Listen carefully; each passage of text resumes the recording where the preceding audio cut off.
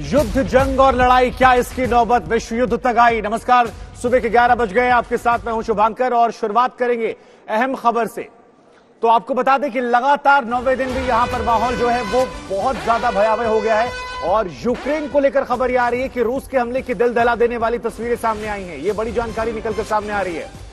Ukraine खंडहर बनी रिहायशी इमारतें और बस्तियां, ये बड़ी जानकारी निकलकर सामने आई है, खंडहर बन गई हैं। तस्वीरें देखिए आप, कई ऐसे शहर हैं जो पूरी तरह से खंडहर बनते जा रहे हैं। खासतौर पर उनकी जो बड़ी बड़ी इमारतें हैं, वो प्रसिद्ध इमारतें, वो प्रसिद्ध जगह जहां से कारोबार होता था या जो शहर के लिहाज से बहुत ज्यादा महत्वपूर्ण थी, वो अपने आप में एक अहम हो जाती थी। लेकिन फिलहाल खबर ये कि मिकोलेव में रूस की टैंक की पूरी पलटन जो है वो जलकर खाक हो गई है। इसके अलावा कई और शहर हैं जो पूरी तरह से बर्बाद हो गए हैं। रूस के हमले की दिल दहला देने वाली तस्वीरें, और जैसा कि मेहमान भी हमारे बार बार कह रहे हैं कि युद्ध जब होता है तो बर्बादी की तस्वीरें आती हैं। लेकिन अब अगर लार्जर पिक्चर पर आप देखिए ये ऊपरी एंगल से अगर ये तस्वीरें आप देखेंगे तो ये शहर का जो ये इलाका कम से कम है, ये यहां पर बर्बाद होता आपको नजर आ रहा है। ऐसा लग रहा है कि मिसाइलों से यहां पर हमला किया गया है और इस हमले का असर जो है वो यहां पर आपको देखने को मिल रहा है बड़े पैमाने पर। देखिए, हवाई एंगल से तस्वीरें हम आपको दिखा रहे हैं। शहर में तमाम गाड़ियों का कुनबा हो, बिल्डिंगें हो, इमारतें हो, स्कूल हो, प्रतिष्ठान हो, जहां जहां पर खतरा रूस को महसूस हुआ, रूस ने उन इलाकों को तबाह करके रख दिया है।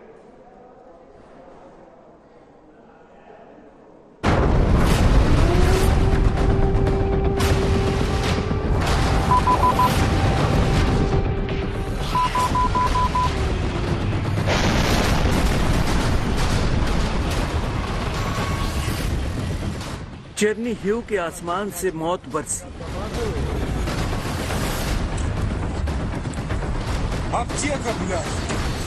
जंग के 9वें दिन रिहायशी इलाके पर रूसी एयर स्ट्राइक के बाद ये खौफनाक मंजर सामने आया है।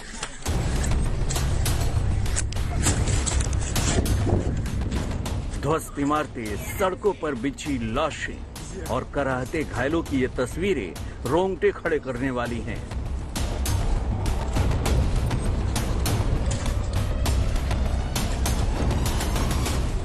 इस भयानक मंजर को देख लोगों की चीख निकल रही थी। एक झटके में 33 लोगों की मौत ने दिल दहला दिया।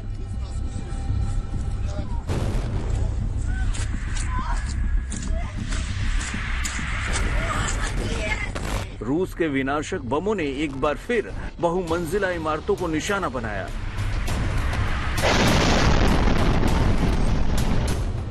हवा को छींटते हुए अनगिनत बम चेर्निहिव पर गिरे तो मजबूत इमारतें ध्वस्त हो गईं। चारों तरफ आग, धुआं, मलबा और तबाही से दहशतजदा लोग नजर आए।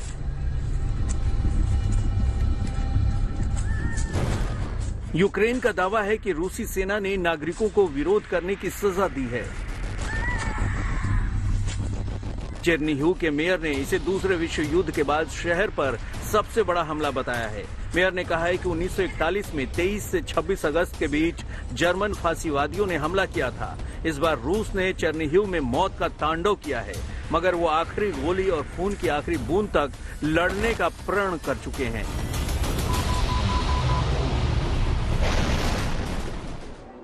तो यूक्रेन और रशिया की जंग का ये 9वां दिन है और लगातार अटैक जो है वो देखने को मिल रहा है। दो तस्वीरें हम आपको दिखाने वाले हैं। पहली तस्वीर, कैसे यहां पर रूस की फौज ने बड़े पैमाने पर अटैक किया है।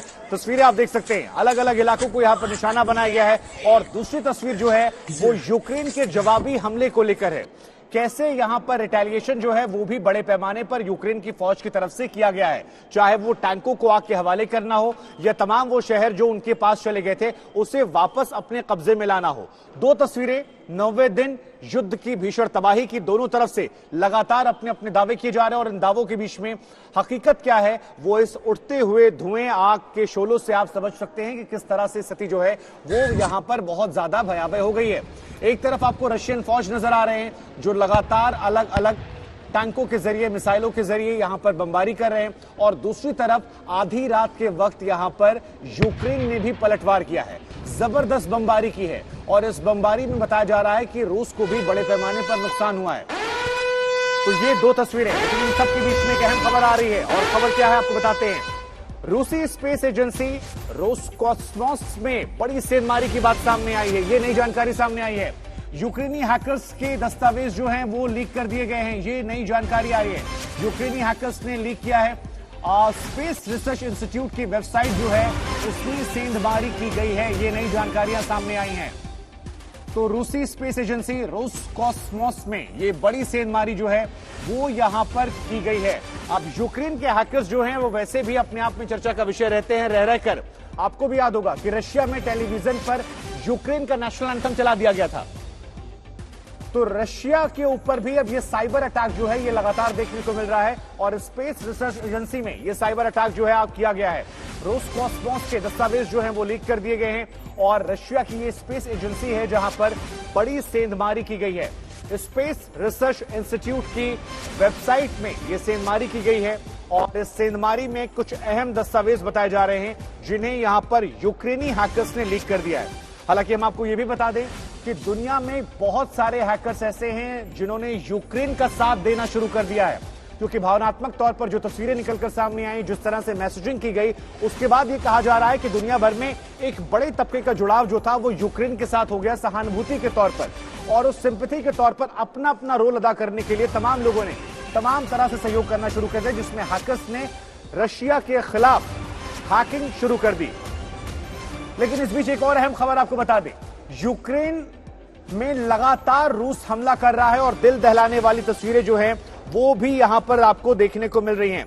तो लगातार साइबर अटैक की आप बात कर ले, दोनों तरफ से कोशिश की जा रही है कि अधिक से अधिक नुकसान आप कैसे पहुंचा सकते हैं, किस तरह से पहुंचा सकते हैं, किन किन पैमानों पर पहुंचा सकते हैं, और वही यहां पर आपको देखने को मिल रहा है। एक तरफ रशिया अलग अलग शहरों को निशाना बना रहा है। बोर्दियांका में हवाई हमले में पूरा कस्बा जो है वो यहां पर उड़ा दिया गया है। हमारे साथ दो खास मेहमान जुड़ रहे हैं। Major general Vishambar Dayal sir जुड़ रहे हैं, रिटायर्ड हैं, डिफेंस एक्सपर्ट हैं, और group captain VN Jha sir जुड़ रहे हैं, डिफेंस एक्सपर्ट आप भी हैं, रिटायर्ड हैं। वीएन झा सर, इस चर्चा में आपका स्वागत है। 9वां दिन है, कई तरह की बातें निकल कर आ रही हैं, तस्वीरें भयावह आ रही हैं, लेकिन इन सब के बीच में बातचीत की पेशकश जो है वो भी की जा रही है। अमेरिका कह रहा है कि सैंक्शंस हटा दिए जाएंगे, रशिया कह रहा है कि बातचीत करेंगे लेकिन शर्तों पर करेंगे। ओवरऑल एनालिसिस आपका क्या है इस 9वें दिन को लेकर? वंकर जी, याद कीजिए कि ये military campaign, special military campaign या इन्वेजन क्यों शुरू हुआ था। रूस ने दलील दी थी कि चूंकि जो डोनबास एरिया है वहाँ पे रूसी सेनाओं के ऊपर में हमला हुआ था, तो इसीलिए अब रूस मिलिट्री कैंपेन के थ्रू पूरा डोनबास को फ्री करेगी और यूक्रेन का मिलिट्री माइट को खत्म करेगी या डीमिलिटराइज करेगी। ये दो ऑब्जेक्टिव थे। तो पहला और दूसरा दिन जिस तरह से कैंपेन शुरू हुआ था, लगा कि शायद रशिया अपने कैंपेन पे चल रहा है, लेकिन उसके जो रिवर्सेस हुए थे, उसको जो मुंह खानी पड़ी थी, क्योंकि उसका जो अप्रोच था, मिलिट्री अप्रोच, वो बहुत आधा अधूरा छिछला था। इसके चलते क्या हुआ कि उसने अपने जितने मिलिट्री को फोर्सेस को आगे भेजे, जहां जहां डिप्लॉय किया, उसका बैकअप नहीं था, जिसके चलते कि वहां पे तुरंत बिल्कुल रिवर्स मिल गया। लेकिन मुझे 30 सेकंड और दीजिएगा। लेकिन अभी जो आज के दिन में जो रूसी हम डिजाइन देख रहे हैं कि वो खरकीव को खत्म कर दिया, सुमी को खत्म कर दिया लगभग, अब लातविया, अब ये कीव को खत्म करने जा रहा है। तो जिस तरह से रिहायशी इलाके को, शहरों को ऑक्यूपाई कर रहा है, लगता है रूस का डिजाइन कुछ और है। वो शायद यूक्रेन को बाइफरकेट करने जा रहा है कि कीव से लेके बिल्कुल सीधा नीचे खींचिए मोल्डोवा के सीमा तक, शायद वो रूस को विभाजित करने जा रहा है, यूक्रेन को विभाजित करने जा रहा है। ठीक है सर। विशंबर दयाल सर, दो बातें यहां से मैं निकाल रहा हूं। एक बात तो ये कि रूस हमला कर रहा है लेकिन वो जगह दोबारा कब्जा कर ली जा रही है, तो क्या बैकअप ना भेजना स्ट्रेटजी का हिस्सा है या ये कच्ची प्लानिंग का हिस्सा है? सबसे पहला सवाल तो यही। देखिए, ना तो कच्ची प्लानिंग है और ना ही मतलब कि उसके पास रिजर्व्स की कमी है। ये सिर्फ लड़ाई की हकीकत है। जब शुरू में कोई भी सेना आती है, वो किसी को कैप्चर करती है, तो जो डिफेंडर है वो इमीडिएटली काउंटर अटैक करके उसकी रिहर्सल की होती है कि अगर ये हुआ तो मैं ये करूंगा। उसमें कहीं ना कहीं कुछ जगहों पर यूक्रेनियन फोर्सेज जो हैं वो अटैक करके, काउंटर अटैक करके उस चीज को कब्जा लेती है। लेकिन जिस तरह से ये पूरी का पूरा जो खेल चल रहा है, जो ये लड़ाई चल रही है, इसमें अगर आप देखें तो मैं आपके पास आऊंगा सर, आप अपनी बात पूरी कीजिएगा, लेकिन एक बड़ी खबर इस वक्त आ रही है। यूक्रेन में रूसी सेना को लगातार कड़ी टक्कर जो है वो देखने को मिल रही है और ये नई जानकारी सामने आई है। तो इस वक्त आपको एक और बड़ी खबर बता दें, रूसी सेना को कड़ी टक्कर मिल रही है और बार बार जिन इलाकों पर ये देखिए खाक हो गई है रूस की टैंक रेजिमेंट, वो तस्वीरें जो हम आपको लगातार दिखा रहे हैं, रूस की टैंक रेजिमेंट जो है वो यहां पर खाक कर दी गई है। बड़े पैमाने पर नुकसान जो है वो पहुंचाया गया है और यूक्रेन की तरफ से ये नुकसान पहुंचाया गया है। तस्वीर हम आपको दिखा रहे हैं, तमाम रूसी टैंक आपको यहां पर खड़े हुए नजर आ रहे हैं और इन्हें आग के हवाले कर दिया गया है। रूसी सेना को भी लगातार टक्कर दी जा रही है। यूक्रेन की फौज जो है वो भी अपनी पूरी क्षमता के साथ, पूरी ताकत के साथ जहां जहां उसे मौका मिल रहा है, चाहे शहरों को वापस कब्जाने का हो या वापस रिटेलिएशन का हो या बदला लेने का हो, वो हर तरीके से कोशिश कर रही है अपने सामर्थ्य को समझते हुए। बिल्कुल देखिए, जो यूक्रेनियन सेना है जहां भी आप कैप्चर करेंगे काउंटर अटैक करेगी, खासकर उन बिल्डिंग्स पे जो बिल्डिंग उनके लिए अहमियत रखती है, जहां उनके कमांड सेंटर्स हैं, जहां उनके एडमिनिस्ट्रेटिव सेंटर्स हैं, उनको कब्जा करेगी। पर कुछ तस्वीरें ऐसी हैं जिनको हमें थोड़ा सा एक पिंच ऑफ सॉल्ट देखना पड़ेगा। जैसे ये तस्वीर है, देखिए मैं एक टैंकमैन हूं, एक टैंक पे जब फायर होता है उसमें आग लगती है तो उस टैंक से भी गोले निकलते हैं धड़ाधड़, उसकी आग अलग लगती है और फिर बाकी टैंक ऐसे खड़े नहीं रहते। तो ऐसे लगता है कि इन टैंकों में कोई ड्राइवर ही नहीं है, इनको ले जाने वाला ही नहीं है। जब टैंकों पर हमला होता है तो एक टैंक पे गोला लगते ही बाकी टैंक स्पीड से निकलेंगे। अगर वो लेकिन सर अगर 64 किलोमीटर का लंबा आपने वहां पर कॉन्वॉय लगा रखा है, इतना लंबा काफिला है, ये काफिला लंबा नहीं है। ये काफिले का अगर आप रुख देखें तो इस सड़क पर एक लाइन में नहीं खड़ा हुआ, ये काफिला कहीं ऐसे लग रहा है जैसे वो एडमिनिस्ट्रेटिव बेस बना के खड़े हुए हैं। लेकिन इसमें भी जब फायर होगा, ये देखिए ये सड़क पे नहीं खड़ा, दोनों तरफ से जो जिस तरह है जैसे कि, और ऊपर से कुछ आके गिर रहा है। इस एक टैंक पे गोला लगते ही उस टैंक के अंदर से बड़बड़, क्योंकि इसके अंदर एमिनिशन होता है, बहुत पावरफुल है। तो ये फिर कौन सी, ये किस प्रकार के टैंक आपको लग रही है? ये टैंक से, लेकिन मैं नहीं समझता ये लड़ाई की तरह कोई तस्वीर है जो कि टैंक लड़ाई में खड़े और इस तरह से बेहालात, मतलब नहीं। लेकिन अगर इन टैंक्स पर नजर डालेंगे सर तो वही निशान यहाँ बना हुआ है जो रशियन टैंक्स आए थे, तो लाजमी है कि वहां से आए होंगे, तो ये जेड बना हुआ है। ये इसीलिए मैं कह रहा हूँ, ये जो जेड बना है ये अब कन्विंस करने के लिए पिक्चरें चेंज करनी पड़ेंगी ना जी। यूक्रेनियन का जो इंफॉर्मेशन वॉरफेयर के लोग हैं जो इस तरह से पिक्चरें बना रहे हैं, जो आज की टेक्नोलॉजी को इस्तेमाल करते हुए, तो उन्होंने, क्योंकि ये बिल्कुल अनप्रोफेशनल, अगर ऐसे रशियन आर्मी खड़ी है तो मैं लिख के दे सकता हूं कि रशियन आर्मी जो है वो फिर तो मुंह की खाएगी, बुरी तरह से मुंह की खाएगी जी। अगर रशियन टैंक मैन इस तरह से खड़ा है, इस तरह से वो टैंकों को नहीं हिला पा रहा और टैंकों को जलने दे रहा है, टैंकों को बर्बाद होने दे रहा है, तो मैं समझता हूं वो उनको हर कम मुंह देखना पड़ेगा। जी। वीएन झा सर भी हमारे साथ है। वीएन झा सर, अमेरिका जो है वो बातचीत की पेशकश दे रहा है, सैंक्शन हटाने की बात कर रहा है, जेलेंस्की खुद बातचीत की बात कर रहे हैं, ऐसी तस्वीरें भी निकलकर सामने आ रही हैं। क्या ये माना जाए कम से कम थोड़ा बैकफुट पर जो है वो यूक्रेनियन फौज या यूरोपियन जो उनके दोस्त हैं वो आज 90 दिन नजर आ रहे हैं? देखिए, यूरोप और अमेरिका दोनों जानता है कि वो जिस तरह से रूस को घेरने की कोशिश कर रहा था युद्ध को शुरू होने से पहले, वो पॉसिबल नहीं है आज के दिन में, और कहीं न कहीं एक कॉम्प्रोमाइज तो खोजना पड़ेगा। अब रूस अभी तक जो भी बातचीत के लिए टेबल पे आ रहा है, और यूक्रेन जिस तरह से भाषा बोल रही है, यूक्रेन की भाषा क्या है? यूक्रेन की भाषा वही है जो उसके आका यूरोपियन यूनियन और नेटो उनको बोलने के लिए कह रहे हैं अभी तक। और नेटो और यूरोपियन यूनियन कोई जल्दीबाजी में नहीं है यहाँ पे सीज फायर के लिए, क्योंकि अभी उनको एक बना बनाया चेस बोर्ड मिल गया है यूक्रेन में, जिस चेस बोर्ड पे एक मोहरा है जिसका नाम है जेलेंस्की। उस मोहरे को वो जिस तरह से यूज कर रहा है वो यूज कर रहा है, उसको सांत्वना दे रहा है, उसको हवाई जो दिलासा है वो दे रहा है। लेकिन हकीकत ये है, सर माफ कीजिए आपको रोकूंगा मैं, सायरन मतलब एक बड़ी खबर, और खबर इस वक्त दर्शकों को बता दें, और ये जेलेंस्की को लेकर जो बात आपने कही इसको लेकर मैं सवाल पूछूंगा, क्योंकि ये किरदार जो है ये अहम हो जाता है। जंग के 90 दिन रूसी हमले से यूक्रेन जो है वो दहल गया है, शहर के चारों तरफ बड़े बड़े हमले किए जा रहे हैं, यूक्रेन के बड़े शहरों पर चौतरफा जो हमला है वो देखने को मिल रहा है।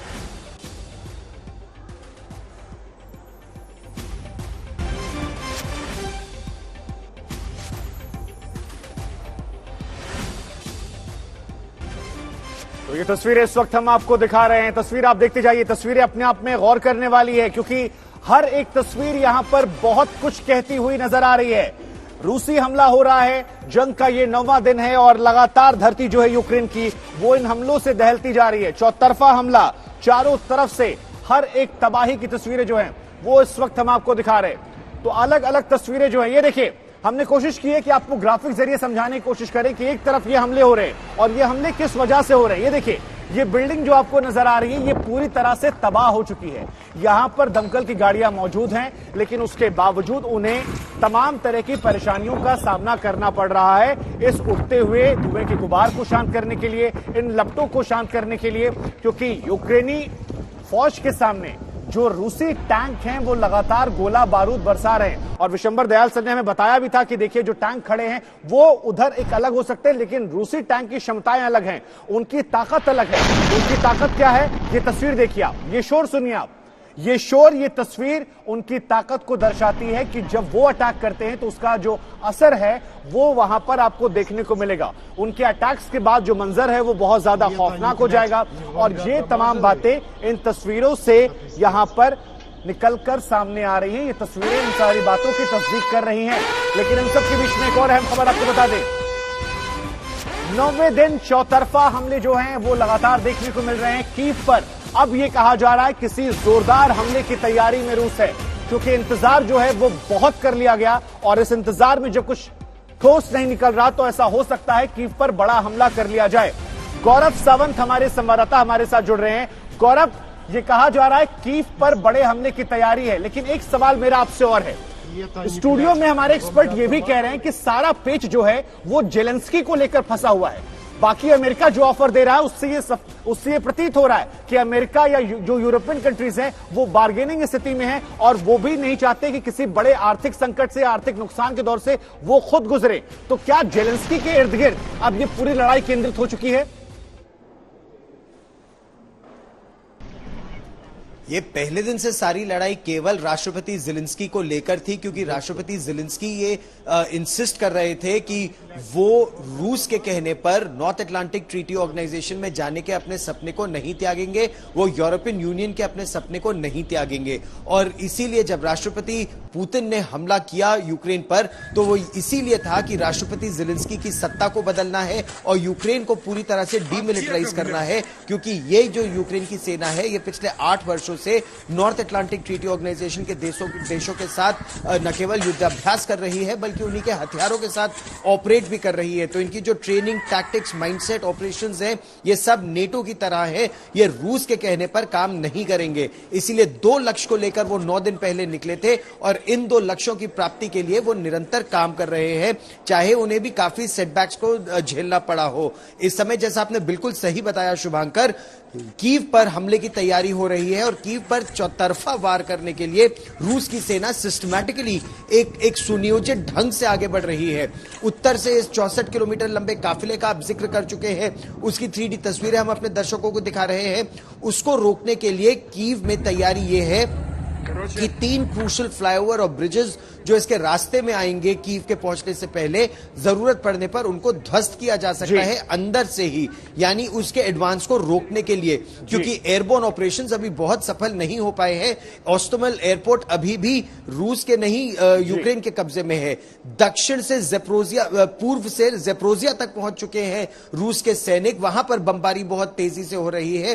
दक्षिण में ओडेसा से ऊपर बढ़ने की कोशिश कर रहे हैं। तो हर तरफ से कीव को का गला घोटने की एक तरह से ये पूरी रणनीति बन रही है। अहम बातें बताइए। प्रधानमंत्री नरेंद्र मोदी यूक्रेन संकट पर एक अहम बैठक करने वाले हैं और आपको बता दें भारतीय छात्रों की सकुशल वापसी कैसे होगी, इसको लेकर इस बैठक में चिंतन मंथन किया जाएगा। प्रधानमंत्री के तमाम सलाहकारों से लेकर तमाम प्रमुख लोग इस बैठक का हिस्सा होंगे और छात्रों की सुरक्षित वापसी कैसे हो रही है या आगे जो छात्र फंसे हुए उन्हें कैसे सुरक्षित वापस लाया जाए, इन तमाम पहलुओं को लेकर चर्चा की जाएगी। 4 केंद्रीय मंत्री पहले ही यूरोप भेजे जा चुके हैं, वहां से क्या क्या परेशानियां हैं, तमाम पहलुओं को लेकर यह महत्वपूर्ण चर्चा। इस बीच एक और बड़ी खबर आपको बता दें, ज़ैपोरिज़िया न्यूक्लियर प्लांट पर रूस का कब्जा हो चुका है, यह पूरी तरह से कब्जा हो चुका है। ये इस वक्त एक और अहम खबर हम आपको अपडेट दे रहे हैं। तो पूरी तरह से कब्जा जो है वो हो चुका है और ये न्यूक्लियर प्लांट जो है ये अपने आप में बहुत ज्यादा अहमियत रखता है। इसी वजह से इसको लेकर तमाम तरह की अफवाहें जो है वो भी आगे बढ़ाई गई थी, लेकिन अब खबर आ गई है कि ज़ैपोरिज़िया न्यूक्लियर प्लांट जो है इस पर रूस ने पूरी तरह से कब्जा कर लिया है और ये पावर प्लांट रूस के कब्जे में है।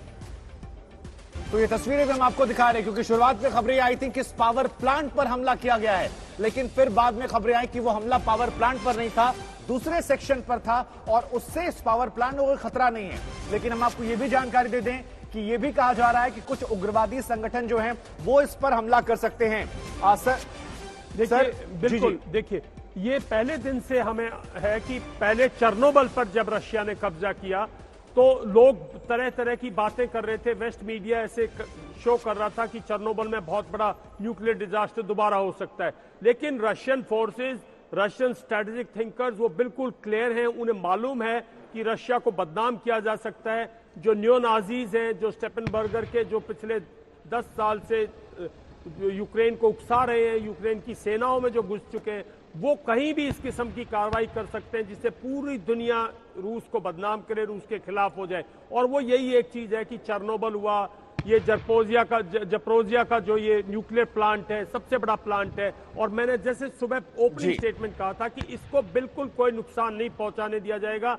रशियन आर्म फोर्सेज इसको क्लीन कैप्चर करेंगी। हाँ, हो सकता है कहीं ना कहीं उनके पावर प्लांट को, उनका जो इलेक्ट्रिक सिस्टम है उसको वो काट दे। नहीं तो जो ये आग की तस्वीरें सर हम दिखा रहे हैं इस वक्त यहाँ पर न्यूक्लियर पावर प्लांट में, ये किस इलाके में ये हमला हुआ है, आप एक बार फिर से अगर एक्सप्लेन कर देंगे तो जो नए दर्शक जुड़े हैं उन्हें समझ में आ जाएगा। देखिए, ये बहुत बड़ा, एक तो बहुत बड़ा प्लांट है, अपने आप में एक शहर की तरह बसा हुआ है जी। एक उसका, इसके डिस्टेंसेज है बाकी सिविलियन पॉपुलेशन से।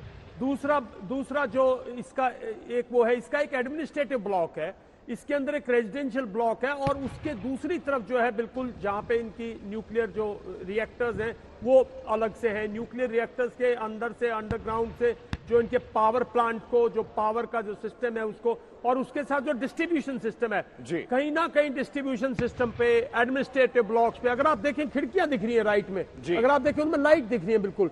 जो न्यूक्लियर रिएक्टर्स हैं वो बहुत ज्यादा जाके, उनका बहुत डिफरेंट कंस्ट्रक्शन सिस्टम है, तो ये कहीं ना कहीं उनकी एडमिनिस्ट्रेटिव बिल्डिंग्स पे, उनकी जो डिस्ट्रीब्यूशन सिस्टम्स हैं, उनके जो रिहायशी इलाका उनमें हो सकता है ये फायर। लेकिन न्यूक्लियर, जहां पे न्यूक्लियर रिएक्टर्स हैं वहां की किसी किस्म की कोई फायर की तस्वीर नहीं लगती, उस पर किसी किस्म का, उनको ब्लास्ट करने के लिए बहुत डीप जाके उनको स्ट्राइक करने। लेकिन एक सवाल सर मन में फिर आएगा कि अगर आप यहां पर हमला कर रहे हैं, इनकी बिल्डिंगों पर भी हमला कर रहे हैं, तो उस हमले का इंटेंशन क्या हो सकता है, क्योंकि ये सेंसिटिव जगह है। ये दोनों तरफ से है। एक तो पहली बात तो ये है कि वो इस पे कब्जा करना चाहते हैं कि ये उनके न्यो नाजीज के हाथ में ना पड़े, कोई ब्लास्ट ना कर दे, क्योंकि यूक्रेन की यहाँ पे कोई भी ब्लास्ट जी, जब चेर्नोबिल हुआ था तो चेर्नोबिल का सिर्फ यूक्रेन में नहीं, चेर्नोबिल का 1986 में बेलोरसिया, और ये जब सोवियत यूनियन था, पूरे इलाके को इसका झेलना पड़ा था। इसकी दूर तक हमारे साथ क्योंकि वीएन झा सर भी लगातार बने हुए हैं, स्टेट्स तक इसकी, मैं आपके पास आऊंगा सर। वीएन झा सर, यही सवाल मेरा आपसे भी है कि अगर न्यूक्लियर प्लांट जो ये ज़ैपोरिज़िया का हमें दिखाई पड़ रहा है, अगर इसके बिल्डिंगों पर या बाकी इलाकों पर भी हमला किया गया है, तो इसका मकसद, इसका इंटेंशन क्या हो सकता है, क्योंकि ये बहुत सेंसिटिव जगह है। क्या इसे कैप्चर करने के लिहाज से या कोई बड़ा मैसेजिंग देने के लिए, जो बात जेलेंस्की कह रहे हैं? लेकिन उससे पहले एक बड़ी खबर सर बता दूं, फिर मैं आपके पास आऊंगा। खबर अहम यह है कि रूस ने ज़ैपोरिज़िया न्यूक्लियर प्लांट पर हमला किया था और इसके बाद अमेरिका, ब्रिटेन समेत तमाम देश जो हैं उन्होंने यहां पर चिंता जताई थी। वीएन झा सर, देखिए, ये जो ज़ैपोरिज़िया पे जो अटैक हुआ है, ये आज अभी फिर से अटैक हुआ है और इससे पहले भी अटैक हुआ था। अगर ये न्यूक्लियर प्लांट होता, अगर न्यूक्लियर प्लांट पे होता, तो वहां पे बहुत सारे डेंजर्स हैं रेडिएशंस के। तो और दूसरी चीज, जो न्यूक्लियर प्लांट के जो कंस्ट्रक्शंस होते हैं वो इतने टफ होते हैं कि ऑर्डिनरी बॉम्ब से और ऑर्डिनरी रॉकेट्स, मिसाइल से वो ध्वस्त होने वाले नहीं हैं। तो जैसा अभी जनरल दयाल बता रहे थे, ये लाजमी है कि वहाँ के आसपास के जो कंट्रोल स्टेशंस होंगे या उसके रेगुलेटर स्टेशंस होंगे या मकान होंगे या इंस्टॉलेशंस होंगे, उस पर हमला हुआ है। और एक और चीज आपको ध्यान देना पड़ेगा कि अभी कुछ ही दिन पहले रशिया का एक आया था स्टेटमेंट, जो कि उसके विदेश मंत्री ने खुद बताया था कि रशिया कभी नहीं चाहेगा कि यूक्रेन एक फिर से वो न्यूक्लियर स्टेट बने, क्योंकि वहाँ के जो अरेंजमेंट्स हैं वो न्यूक्लियर स्टेट बनने के लायक नहीं है, और इसीलिए वो हर तरह का प्रयास करेंगे कि जो भी न्यूक्लियर जो वहाँ पे इंस्टॉलेशन से पहले के, जहाँ पे कि रिप्रोसेसिंग कैपेबिलिटी थी, जहाँ पे कि इन्वेस्टमेंट कैपेबिलिटी थी, तो उनको वो अभी भी वहाँ पे है यूक्रेन में। तो शायद रशिया ट्राई करे कि वो सारे जो इंस्टॉलेशंस हैं या तो उसके ऊपर में रशिया कब्जा हो जाए, फिर उसको धीरे धीरे डीकमिशनिंग करे या फिर उसको बर्बाद करे। नहीं तो आप ये कह रहे हैं कि इसका मकसद डराना या दुनिया में तबाही फैलाना नहीं है, बल्कि यूक्रेन को न्यूक्लियर पावर ना बनने देना या उस जगह पर कब्जा करके सुरक्षित करना, ये सुनियोजित करना, ये आप कह रहे हैं सर? एब्सोल्युटली। और एक और चीज मैं आपको ऐड करना चाहूंगा शिवाकर जी, ये देखिए जिस तरह से भी जनरल दयाल बता रहे थे, general Dayal of course armoured के हैं, उनको टैंक का सारा ऑपरेशंस पता है, लेकिन जिस तरह से ये काफिले पे टैंक्स पे हमला हो रहे हैं, और मैं सर आपके पास आऊंगा, लेकिन उससे पहले एक और अहम खबर आ रही है। कीव से अब ज्यादा दूर नहीं है रूसी फौज, और गौरव सावंत ने भी हमें अपडेट दिया था पहले। नई सैटेलाइट तस्वीरें जो आई हैं उसके जरिए ये नजर आ रहा है कि रूसी काफिला बिल्कुल करीब पहुंच गया है। वक्त जो है वो धीरे धीरे बढ़ता जा रहा है और कीव के रास्ते पर 64 किलोमीटर लंबा रूसी काफिला जो है वो अब नई सैटेलाइट इमेज से और ज्यादा साफ नजर आ रहा है। ये देखिए, जनरल दयाल हमारे साथ लगातार मौजूद हैं। सर, ये सैटेलाइट इमेजेस जो हैं, ये कहा जा रहा है कि नई इमेजेस आई हैं। अब इन नई इमेजेस का आप डिस्क्रिप्शन कैसे करेंगे? बेहतर होगा आप अगर समझाएं तो हमारे दर्शक आसान भाषा में समझ सकते हैं। देखिए, ये एक चीज कंप्लीट दर्शाती है कि इसका मतलब अभी तक जो उनकी टैंक आर्मी है या उनके जो टैंक डिविजन्स हैं, जो मैकेनाइज्ड फोर्सेज हैं, उनकी जो उनके मोटराइज्ड डिवीजन है, वो एक। मैं आपके पास आऊंगा सर, लेकिन राजेश पवार क्योंकि हमारे साथ जुड़ रहे हैं, हमारे संवाददाता ग्राउंड जीरो से। राजेश, ये कहा जा रहा है कि कीव में लगातार 3 दिनों से सायरन बज रहे थे, लेकिन अब वहां पर हमला हो सकता है, अब वो फौज आगे बढ़ रही है। आपके पास क्या अपडेट है 90वें दिन को लेकर?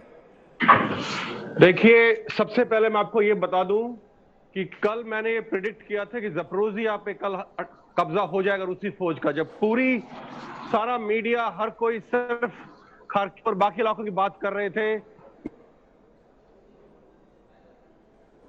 तो राजेश जहां पर हैं वहां पर लगातार हमें अपडेट दे रहे हैं, लेकिन क्योंकि वॉर जोन का इलाका है, वहां से नेटवर्क के भी इश्यूज हो रहे हैं। कोशिश करेंगे दोबारा संपर्क साधने की।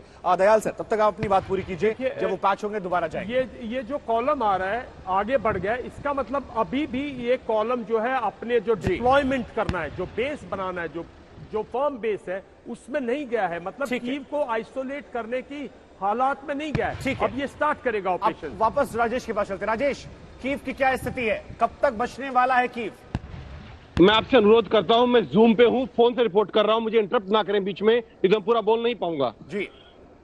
कीव का जो सिचुएशन है, कल रात को यहां पर एक बार सायरन बजे से कोई धमाका नहीं हुआ है पूरी रात में। सुबह लगातार सायरन बजे हैं, 10 मिनट पहले कोई धमाका नहीं हुआ है, कोई फायरिंग की आवाज नहीं है, कहीं कोई हवाई जहाज उड़ते नहीं दिख रहे हैं।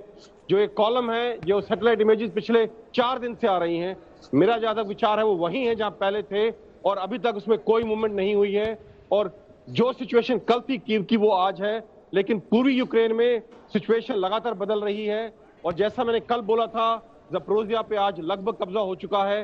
रूसी सैनिक, जो न्यूक्लियर रिएक्टर जिसके ऊपर हमले की बात चल रही है, उसके चारों तरफ सिर्फ रूसी सैनिक है, वहां कोई यूक्रेनियन सैनिक नहीं बचा है। दूसरा, जो ये न्यूक्लियर रिएक्टर है, इस पे कोई रिएक्टर्स पे कोई डैमेज नहीं हुआ है, जैसा कुछ मीडिया में रिपोर्ट किया जा रहा है। सिर्फ जो उस कॉम्प्लेक्स में कुछ बिल्डिंग्स थी जो सिक्योरिटी के लिहाज से बनी होती हैं या एडमिनिस्ट्रेशन के लिए होती हैं, उनके कुछ छोटे से इलाके में हल्की फुल्की आग लगी थी जो इमीडिएटली बुझा दी गई थी। तो किसी भी प्रकार का इस वक्त रेडिएशन का खतरा या कोई जो खबरें आ रही हैं कि बहुत बड़ा वहां धमाका हो गया है और पूरा यूक्रेन में रेडिएशन फैल जाएगा, इस वक्त ऐसा कोई खतरा नहीं है। वो पूरा न्यूक्लियर रिएक्टर पूरी तरह से सिक्योर कर लिया गया है रूसी फौज के द्वारा। ओवर टू यू जी। राजेश, आपका भी एनालिसिस हम चाहेंगे कि ये जो न्यूक्लियर रिएक्टर वाला इलाका है उससे सिक्योर किया गया है, इसके पीछे, इस हमले के पीछे मकसद आपको क्या लगता है? क्योंकि वहां पर कई ऐसे हमले दिखाई पड़े हैं जो आसपास की बिल्डिंगों में, इमारतों में, आसपास के इलाकों में। तो आपका एनालिसिस क्या है इस पर? क्या मकसद होगा रूस का?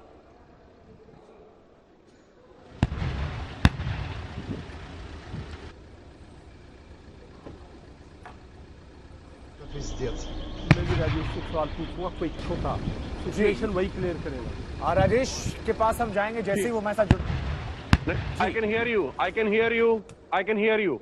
जी जी, बात पूरी कीजिए सर। राजेश, मैं आपको वही बता रहा हूं कि सिचुएशन कीव में कोई खास बदलाव नहीं आया है, कुछ धमाका नहीं हुआ है, कोई फौजी कार्रवाई कीव में कल बीते 16 घंटे में नहीं हुई है। लेकिन पूरी यूक्रेन में लगातार रूसी फौजें आगे बढ़ रही हैं और जैसा मैंने कल बोला था कि मरियापोल के बाद अगला टारगेट ज़पोरिज़िया होगा, वही रात को हुआ है। रूसी फौज का लगभग पूरा नियंत्रण है, लगभग, पूरा नहीं हुआ है अभी ज़पोरिज़िया पे। और मैं आपको ये बता दूं, जो ज़पोरिज़िया है इसकी बहुत ही स्ट्रेटेजिक इंपॉर्टेंस है। ना सिर्फ यहाँ ये न्यूक्लियर पावर प्लांट है जो कि यूरोप का सबसे बड़ा न्यूक्लियर पावर प्लांट है और लगभग 20% यूक्रेन की पावर जनरेशन वहां से होती है। इसके अलावा ज़पोरिज़िया में बहुत बड़ा बांध है निप्रो नदी के ऊपर और ये एक बात का संकेत करता है कि अभी रूसी फौज निप्रो नदी तक पहुंचने वाली है और बहुत जल्द हम देखेंगे अगर ये लड़ाई एस्केलेट होती है आगे तो निप्रो नदी फ्रंट लाइन बनेगी, एक तरफ यूक्रेनियन फौज और दूसरी तरफ रूसी फौज। Over to you. जी राजेश, एक छोटा सा, राजेश खार्कीव से क्या समाचार है? पोल्टोवा और निप्रो शहर का कुछ बयान करें, वहां कुछ हरकत है? देखिए सर, जो खार्कीव तो मैं बहुत पहले से बोल रहा हूं कि वो गिर चुका है, लेकिन कुछ चैनल्स, कुछ मीडिया, कुछ लोग दिखा रहे हैं वो छोटी मोटी बिल्डिंग। आप बिल्डिंग कहीं भी दिखा सकते हैं, मैं आपको यहाँ बिल्डिंग से तो ये हिंदुस्तान में कब्जा हो गया है, इसका कोई अर्थ नहीं है। लेकिन खार्कीव शहर 45 घंटे पहले से ही रूसी फौज के कब्जे में है और यही कारण है कि प्रधानमंत्री मोदी जब बात करते हैं पुतिन से अपने स्टूडेंट्स को निकालने के लिए, तो क्योंकि वो रूसी कब्जे में है इसलिए पुतिन से बात करते हैं, ना कि ज़ेलेंस्की से। जहां तक आपका निप्रो का सवाल है, निप्रो नदी के इस तरफ है, जो निप्रो शहर है वो निप्रो नदी के वेस्ट में है, तो ज़पोरिज़िया के बाद अगला टारगेट नेचुरली निप्रो होगा। अभी एक धमाका हुआ है, अभी एक बड़ा धमाका हुआ है, तो पता नहीं किस चीज का है, लेकिन एक धमाका अभी सुना है अभी। ज़पोरिज़िया के बाद नेचुरल टारगेट उस लाइन ऑफ सेकंड धमाका हुआ अभी, अगर आप सुन सकते हैं तो। और ये मिसाइल का धमका है, ये मिसाइल है। अगर जो नेचुरल टारगेट है ज़पोरिज़िया के बाद, वो नेचुरल टारगेट निप्रो है, बिकॉज सबसे बड़ा शहर उसके नजदीक वही पड़ता है। लेकिन मेरा यह भी मानना है कि निप्रो नदी के ऊपर अभी कुछ हद तक, कुछ समय तक यूक्रेनियन फौज रूसी फौज को पश्चिम की तरफ और आगे एडवांस करने के लिए कुछ समय के लिए रोक पाएगी। Over to you. जी, आइए ज़पोरिज़िया का जिसका जिक्र आपने किया, यहां पर कब्जे का क्या इंपैक्ट पड़ने वाला है? जी, और आप चाहें तो जहां पर आप मौजूद हैं वहां की भी तस्वीरें दिखा सकते हैं अगर आप उस स्थिति में हैं। देखिए, अभी यहाँ लगातार 3 धमाके, आपसे बात करते वक्त 3 धमाके हुए हैं, काफी दूर है यहाँ से। डिस्टेंस जो मैं उससे गेस कर सकता हूँ आवाज से, लगभग 20-25 किलोमीटर दूर धमाके हुए हैं। लेकिन बड़े धमाके हैं, क्रूज मिसाइल के धमाके हैं, लगभग यहाँ से 20-25 किलोमीटर दूर कीव सिटी सेंटर से अभी हुए हैं आपसे बात करते वक्त। 16 घंटे में ये पहले धमाके हैं कीव में। ज़पोरिज़िया का जो मैं बोल रहा हूँ आपको, ये मिडिल साइज टाउन है, लेकिन इसकी स्ट्रेटेजिक इंपॉर्टेंस बहुत ज्यादा है। निप्रो नदी के तट पे बसा हुआ है, इसमें एक बहुत बड़ा निप्रो नदी में बांध है और जो मिलिट्री स्ट्रेटेजिस्ट आपके साथ में बैठे हैं वो आपको बता पाएंगे कि बांध भी अपने आप में कितना बड़ा एक स्ट्रेटेजिक टारगेट है, मिलिट्री टारगेट है फौज के लिए, और कितना वो नुकसान पहुंचा सकता है।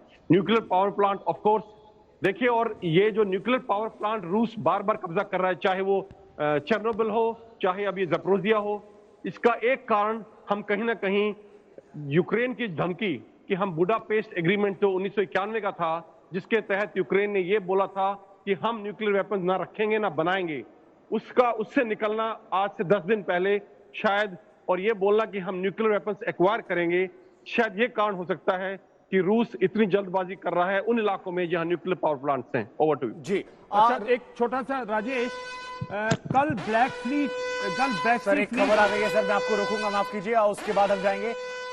जैसा कि हमने बताया कि देखिए इस वक्त तस्वीरें राजेश बता रहे थे, राजेश के लाइव रिपोर्टिंग के दौरान कीव पर रूसी मिसाइल का अटैक हुआ और कीव के पास कुछ ही देर में कई धमाके हुए हैं। 16 घंटों बाद ये धमाके हुए हैं, जैसा कि राजेश वहां पर हमें एक्सक्लूसिव जानकारी दे रहे थे आज तक की लाइव रिपोर्टिंग के दौरान। लेकिन राजेश, जहां पर आप हैं, पहला तो अपना आप ख्याल रखिए, और दूसरी बात ये, कल आपने तस्वीरें दिखाई थी हमें जो बहुत ज्यादा इंपॉर्टेंस रखती थी और यूक्रेन की स्ट्रेटजी को दिखा रही थी।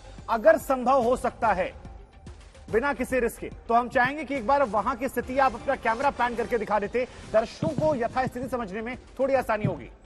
एक और बहुत बड़ा धमाका हुआ है, ये बहुत बड़ा चौथा धमाका है, ये बड़ा धमाका है और ये आर्टिलरी या रॉकेट फायर नहीं है, ये मिसाइल फायर है। ये चौथा धमाका हुआ है लेकिन यहां से दूर है, यहां से कम 10-15 किलोमीटर दूर है ये। तो कहीं ना कहीं हो सकता है जिस फौज की बात हो रही है, 64 किलोमीटर लंबे जिस काफिले की बात हो रही है, जो मैं नहीं जानता कितना लंबा है, ये सब सैटेलाइट इमेजेस हैं, कहीं ना कहीं हो सकता है ये उससे रिलेटेड हो। लेकिन ये लगातार चौथा धमाका भी हुआ है जो आपने लाइव सुना है यहाँ पे, और ये 16 घंटे के बाद ये जो यहाँ की शांति भंग हुई है, 16 घंटे बाद ये धमाके सुनने को मिल रहे हैं। तो क्या राजेश इसका मतलब ये है कि रूसी फौज जो है उसका सब्र अब जो है सब्र का इम्तिहान टूट रहा है, वो आगे बढ़ रही है? नहीं नहीं नहीं, देखिए रूसी फौज एक सुपर पावर की फौज है, बहुत प्रोफेशनल फौज है। ऐसे सब्र नहीं टूटता जब तक ऑर्डर्स नहीं आएंगे, और जब तक बातचीत पूरी तरह से निपट नहीं जाएगी ये ऑर्डर्स नहीं आएंगे। मैं आपको दिखाता हूं, जो आपको कल दिखाया था मैंने, बैरिकेड और फौजी जो खड़े हैं यहाँ पर और क्या चल रहा है। मैं अपना कैमरा घुमा रहा हूं, ये आप फौजी देख सकते हैं और ये बैरिकेड देख सकते हैं आप पीछे, चारों तरफ बैरिकेड लगे हैं, चारों तरफ इस शहर में पूरा शहर बैरिकेड हो चुका है। It's a city under seize.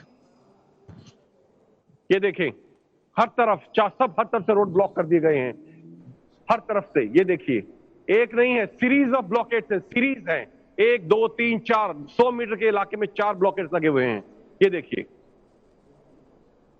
देख पा रहे हैं आप मुझे? जी राजेश। और ये सिटी का सेंटर, ये देखिए ये निशान है इनकी राष्ट्रीयता का, ये यूक्रेन का राष्ट्रीय निशान है, बिल्कुल कीव का सिटी सेंटर है, फ्रीडम स्क्वायर से बोल रहा हूं इस वक्त मैं। और ये देखिए आप, ये फौजी खड़े हैं और जितनी कारें चल रही हैं इन सब के अंदर वर्दीधारी लोग बैठे हैं, चाहे मिलिशिया हो चाहे मिलिट्री हो। और आप देखेंगे यहाँ पे एक आदमी ने जीन्स पहनी हुई है, यहाँ पे ये मिलिशिया है, मिलिट्री के साथ में जीन्स पहनी हुई है, ऊपर कॉम्बैट जैकेट है और साथ में बंदूक है हाथ में। ये मिलिशिया और मिलिट्री मिलकर काम कर रहे हैं। ये देखिए आप, मैं आपको दिखाता हूं, देखिए number 1 blockade, number 2, number 3, number 4, लगातार 4 ब्लॉकेड 100 मीटर के इलाके में। देख पा रहे थे आप? जी राजेश, जरा नए दर्शकों को ये भी समझा दीजिए कि इन ब्लॉकेज का मतलब क्या है? देखिए, जब रूसी फौज का हमला होगा और वो कीव के अंदर दाखिल होंगे तो वो पैदल नहीं आएंगे, जो उनको मूवमेंट के लिए गाड़ियां होंगी, बख्तरबंद गाड़ियां होंगी, टैंक्स होंगे, इन्फेंट्री कॉम्बैट व्हीकल्स होंगे, आर्टिलरी गन्स को खींचने वाली गाड़ियां होंगी, और ये मूवमेंट तभी कर पाएंगे जब रोड्स उनको अवेलेबल होंगे। ये सारे ऑब्स्टेकल्स रूसी फौज को ये रोड्स डिनाई करने के लिए लगाए गए हैं। अगर वो डिनाई नहीं कर पाए, बाय चांस टैंक्स उनको तोड़ देते हैं, ऊपर से निकल जाते हैं, कम से कम वो डिले हो जाएंगे। और ये एक नॉर्मल फौजी टैक्टिक्स है, if you can't deny then delay, and when you delay, when they get stuck here, वो बेस्ट अपॉर्चुनिटी है या छुपे हुए फाइटर्स के लिए या फौजी एलिमेंट्स के लिए जो यहां पर हैं, उनको जेवलिन मिसाइल से उड़ा देने का।